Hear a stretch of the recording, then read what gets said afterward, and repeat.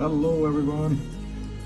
ये ट्रेड अभी मैंने जस्ट लिया था मॉर्निंग में और मेरा रिस्क रिवॉर्ड रेशो इसमें 1:6 है, जो कि ऑलमोस्ट हिट होने वाला है। मेरी एंट्री यहाँ पर थी। ये रहा मेरा प्रॉफिट $120। बस ये 1-2 मिनट में टीपी हिट करने वाला है। थोड़ा वेट करते हैं और देखते हैं। Come on.